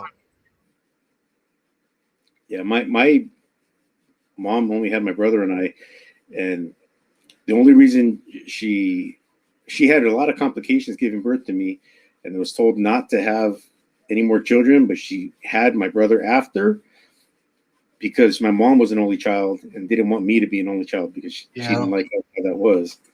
And now my son's an only child. All right, y'all. I got kitchen to take care. All right, man. Take it easy, Shaggy. Have a good night. Yep. Shaggy. Busy man. I know, huh? All right, Gary, you have a good night too. Catch that checker flag this coming weekend now, since it got rained out this weekend.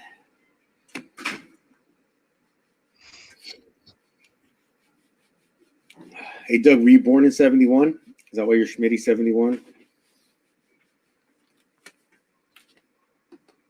Hey, Gary.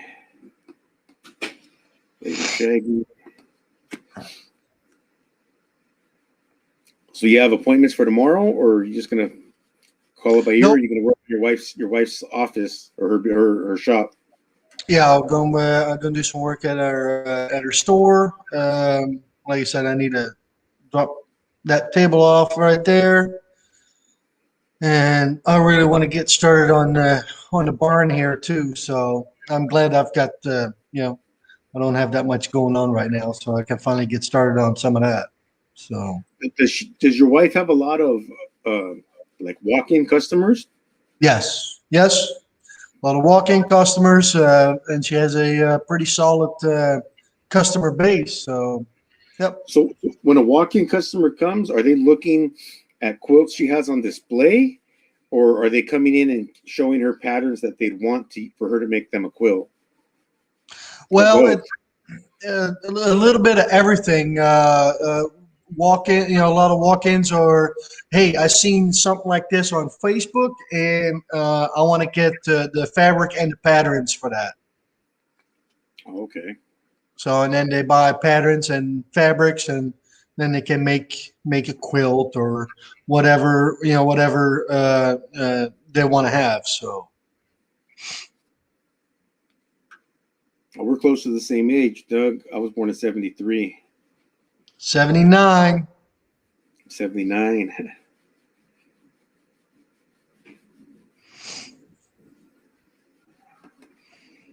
But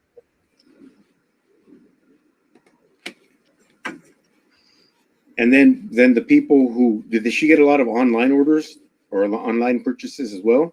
Did she yeah, but that really comes and goes at times. Sometimes that's a little hotter than others. So,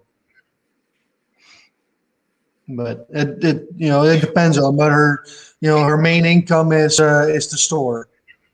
So, yep. And then she does sewing machine repair. She sells sewing machines. So, yep, she stays busy. Okay. Yep. Does she do the repairs on the sewing machines, or does she Yep. send them out? Or Nope, she repairs a lot of them. oh, that's cool, man. Yep. She my wife just got a new. I want to say brother, because her old one is that the name. I think brother's the name of the sewing machine. Yep. But yeah, she just got a new one. My mom gave it to her because hers. She needed a new one, and hers had gone out. We were going to get one. And my mom's like, "Oh, I got one. I can't use it anymore." So my mom gave it to her, brand new. My mom had never even used it.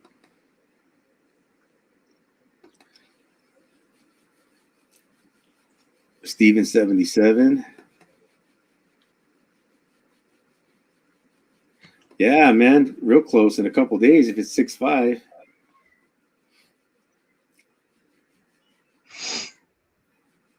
So Friday, I guess Steven will be having a birthday. So how do you used to deal with returns or comebacks? You know, when I was at the dealership, I really only had to. I never really had to deal with the customer because we had service writers. Yeah. You know, so as long as you weren't, and in fact, we had like 5 service writers. So I'm not saying this ever happened, but you could have 5 comebacks in a day, and it's a different service writer. If each one was from a different service writer, it's you're getting less flack than if you had 5 in a row come back from the same service writer. You see what I mean? Yep. But as long as we really didn't have a whole ton of comebacks, like be honest with you, I saw guys get fired because of comebacks or rechecks. I was never really in jeopardy. I mean, everybody's got stuff that comes back, because sometimes stuff comes back that isn't necessarily, if a truck's a crank no start because the fuel pump doesn't work, and you replace the fuel pump and it comes back 2 days later and it's got no high pressure oil, well, it's still a crank no start, or if it's got a camshaft position sensor out or a FIC coming out, there's so many different, it's hard to explain that to a customer. Right. And the best way I would offer to talk to a customer, but our service writers were usually pretty good about how to sell the customers the new work. But when it was my fault, I would just own it.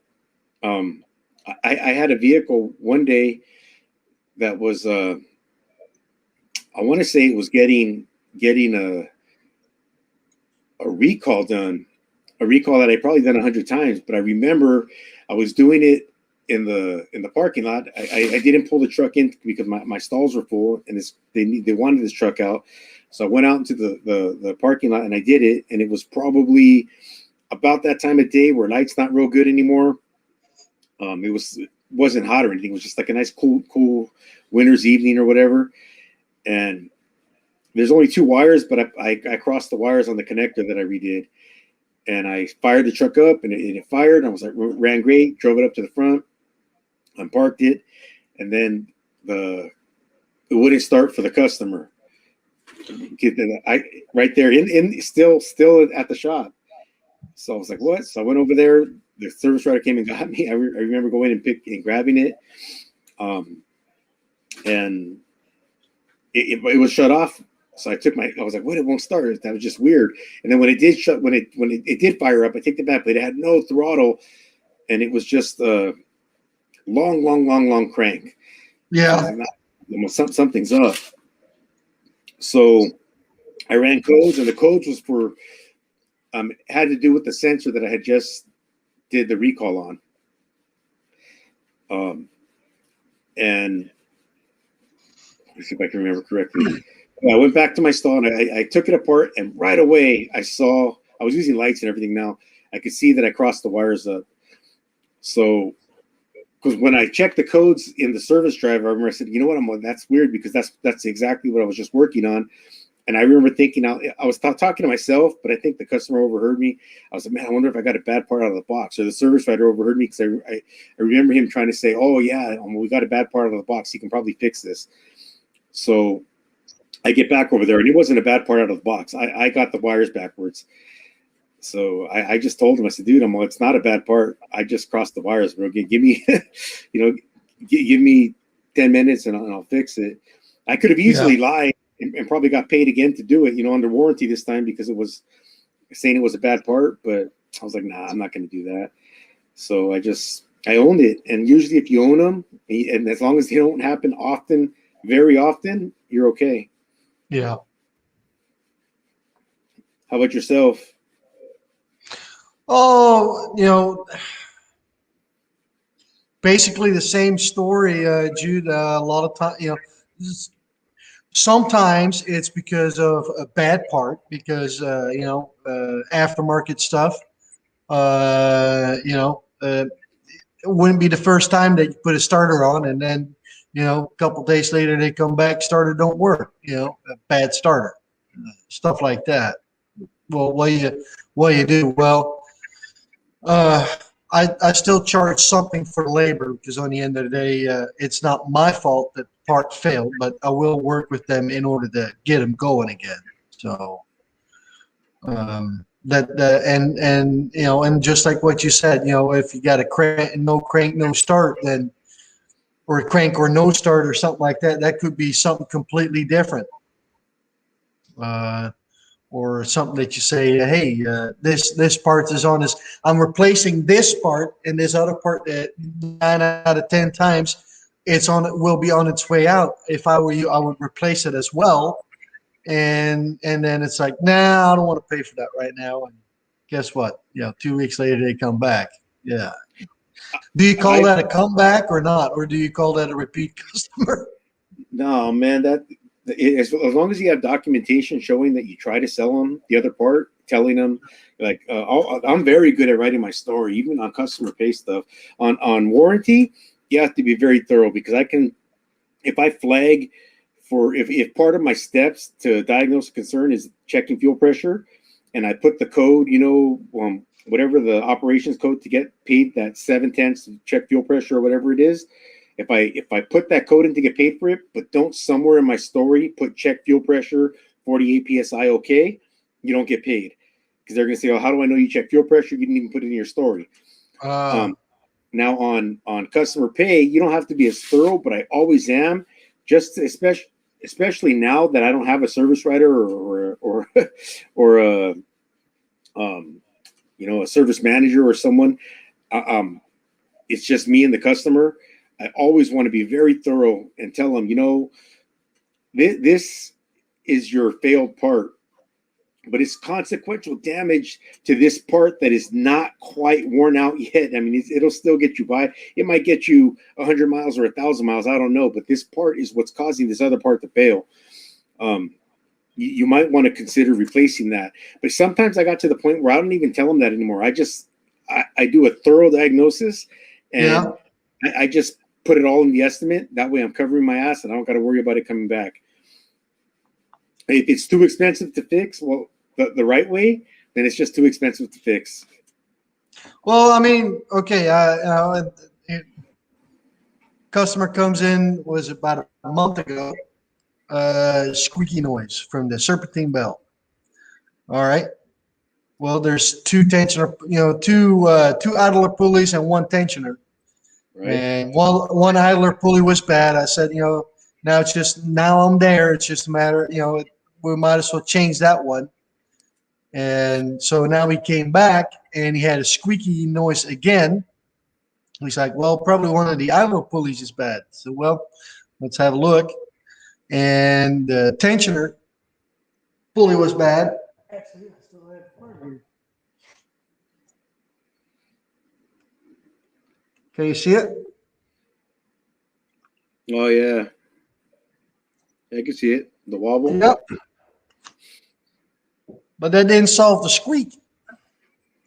Come to find out, it has a funny spot in the alternator. The alternator bearing is on its way. The bearing in the alternator is on its way out. But this was on a Nissan Murano. Right. Those alternators are not cheap, nor is the labor for it. So, yeah, the customer says, well, I'm not paying for that alternator right now. So I guess he'll be back in another couple weeks or a month or whatever to have that replaced. Yeah. Yeah, that's probably all they can do. Most parts stores, they don't pay you for your full labor, Stephen. If there's a warranty claim, I think they only pay you like 50% or 75% of your labor, and they go 100% off of book time. Like you can't say, yeah, this part failed, I charge them $600 or $1,000, so pay me 750 or 500. They're going to go off book time, whatever that time is. They're going to pay you 75% of that. I've dealt with them before. Yeah, OEM parts are definitely the way to go, and yeah, there's definitely on a lot of parts it's getting harder and harder to get OEM. Yeah, but you see, the customers I deal with, a lot of them don't want to have the OEM parts because they cost more. Yeah, they're expensive. They are more expensive. Now, here's a question: do you have contracts with any dealerships or with any part stores where you obviously get your commercial account? Yep. Do you ever have people that somewhat maybe know how the auto industry works, and they try to get you to pass over your discount to them on parts? I don't care. That's how That's I am. my. I tell them, I said, man, It's for me, very, very simple, Jude. If you think you can get it better or cheaper, then go get it yourself. I've told people what I do now is I just tell them the parts they need, and I say, yeah, I'll get whatever, I'll get all your parts. I'll give them their estimate, and they're like, man, parts are expensive, so I'll give them their parts list. And I said, call any Ford dealership in the United States. I don't care which one you call. I'm not telling you. You can pick. You can call Texas or Indiana or Wisconsin. I don't care, because it's going to be the same anywhere they call. So that way they'll know what prices cost. And I don't even tell them what my price is. I don't put, of course, I'm not going to put my price on the estimate. But yeah, a lot of people, but some people know that there's a markup, and they're well, what are you paying for parts? I say, it doesn't matter what I'm paying for parts. This is what I'm charging for parts. Well, I even did it when I had my service truck, when because one of my service trucks was a welding truck, and I had to carry a lot of bolts and nuts and stuff like that. Yeah. And off the truck was a serious markup on that. Yeah.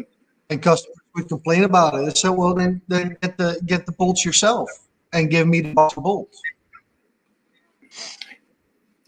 Man, but if I got to carry an inventory, that needs to get paid because I've got money tied up into that. Yep. Hey, Doug, on that instance right there, man. I mean, a lot of the times, doesn't the water pump come with the kit? Don't all the parts come together as one kit? I would just say, look, man, it's coming with your parts, dude. You got to get this. I had some guys call me one time from a shop that was here not too far from my house. And it was a Saturday evening. And I guess they usually didn't work Saturdays, but this was it was already dark. So it was wintertime. Must have been 6 in the evening or 7 in the evening on Saturday. I get down to their shop, and they're having an issue first getting a turbo to on a 7.3, the old exhaust collector that sits on the back of the 7.3 with the clamp that you have to bolt up where the white pipe or the up pipes are. They couldn't line that up. So I'm like, all right. So I went, I lined it up, got it all set up, started for them. I said, why are you replacing this? I said, oh, it was making the turbo was whining. It was making a bad noise. I'm like, all right, cool, whatever. So they were replacing the turbo. It was a brand new turbo.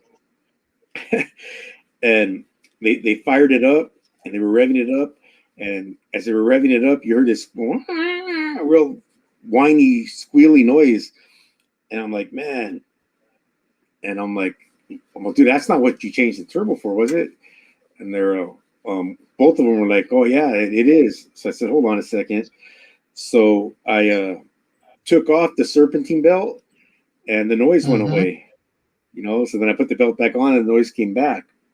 And I was like, dude, well, you guys just sold them a turbo when all you need is a fan clutch. And one of them was he's like, no, that was a different sound. It was a completely different noise. That was, well, you just said it was the same noise. He's like, oh no, I was wrong. That's a different noise. I know now. And the other guy looks at me, he goes like this. He didn't say it out loud. He was kind of standing over the other guy's shoulder and he just mouthed the exact same noise. And I was like, dude, but you know what they did? I'm thinking no big deal. A fan clutch is a couple $100 on those 7.3s, I think. Even if they got an aftermarket one, they could just throw it on and they're done with it. Whatever. If that's how they wanted to go about it, I probably would have told the customer I screwed up. This guy calls the customer and says, "Oh yeah, that first noise was gone, but you have another noise now that the other noise is gone. We can hear something else. You need a fan clutch too." And he upsold them a fan clutch after that. And I was just like, wow, man, right there in front of me. I just couldn't believe it. Yeah, that's exactly what I was just saying right there. Yep, that's even if your diagnosis takes 2 hours to find out what it is, especially when it comes to noises like that. I mean, it can take you a while to find it. And like I said, my standard charge is 1 hour, and even if it would take me 2 hours, I don't care. It's just 1 hour. At least I don't hang them out to dry like the story that you just said. Yeah. Yeah, I'll never forget that, man. And then over there, those were actually a couple of friends of mine. I hung out with them a lot. And because I used to sometimes rent a spot from their shop when I had a bigger job, and I could do the job at their shop. And then after they got a bigger shop, anyways. But I heard the one who said it was a different noise, and then who upsold the job, and I heard him on. Man, I never called him on it, but I heard him on plenty of occasions talking about other shops being hacks. Oh, they're hacks. Oh, they're hacks. Oh, they're hacks. And I would just always shake my head to myself.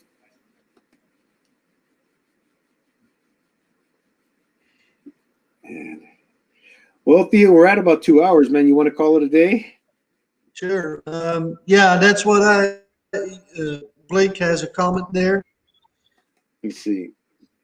My mechanic stethoscope is an old, super long snap-on flathead screwdriver. I do the exact same thing. I use a screwdriver. Yep. I've used this. I have a stethoscope, but I've used a screwdriver before. Yeah, but I use a screwdriver as well. I have a stethoscope for that.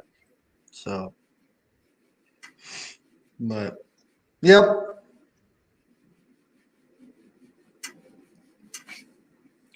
Thank you, Doug. We'll see you guys later in the week. I'm sure I'll see you guys in all the chats. Ed the old tech guy, Dale Lucid, and Jay Who have the council on Tuesday. And I'm sure I'll see most of you guys there. I love that stream. That stream is hilarious. It's a fun live stream. Yeah, they got some pretty good stuff sometimes. That's for sure. Yeah. Yep, screwdriver stethoscope works. That's for sure. Well, Theo, it was cool hanging out for a couple hours. Yep. Yeah, I had a good time, man. Next time we'll have a. I know you guys probably looking at us saying, "Man, these two again." Hey, man, we get who we can get. Text Talking Shop trying to put live streams up, man, or try to put content up. You know, everyone else, it was last minute, no one else was available. But I'm trying to work on something where I'm not sure if they're all going to be in live stream formats or just maybe just panel discussions without the live stream. But I want to get, and maybe it's 3 different topics. It doesn't matter. But I want to get all 11 of us to maybe 3, 3, and 4. And we can put up in the month of June three of these. Besides whatever video series we decide to do, we'll do that plus three panel discussions, and then maybe a live stream or something like that. So hopefully we'll have that to look forward to. I've got to get with everybody. We've got a long time, but I don't want to just rush them all at the end of the month. So hopefully we can figure this out in the next week or so. But that should be cool. We appreciate everybody that hung out, man. Anthony, Doug, Blake, Scott, Steven. I'm trying to go through the chat here, see who's still active here. I know Shaggy was in here. But everyone, man, thanks for hanging out with us. Thanks for spending a little bit of your Memorial Day and talking to us. You can find Theo and I both on Text Talking Shop on YouTube and Text Talking Shop on Instagram. We both have channels as well. Theo has Country Mile Garage on YouTube and on Instagram, and I'm Power Stroke Jude on YouTube and on Instagram. So if Theo wants to take us out. Well, I'll leave the honor to you, Jude. Go ahead. Okay, well, yeah, cool. So yeah, check us out, man. You'll find some interesting content. We come from the Text Talking Shop has a variety of different type of people working on stuff. We've got fleet mechanics. We've got truck mechanics, as in like over the road truck mechanics. A bus. We've got a couple of guys who work on buses. We have someone who works for a city, so he works on everything from a municipality, I believe is what you call that. But he works on everything from lawnmowers to weed whackers to dump trucks. So, I mean, you never know what he's going to show you. We have a gal who does forklifts and another one who does fabrication on 4x4s like you wouldn't believe. We have some guys working at independent shops, some people independent on their own, owning their own shops, mobile. It's a real large landscape of what we can cover. And if you ever jump on any of our channels and have a question, you can put it either on hit us up on a message on TTS on Instagram, or put a question in a video on one of the videos for Text Talking Shop.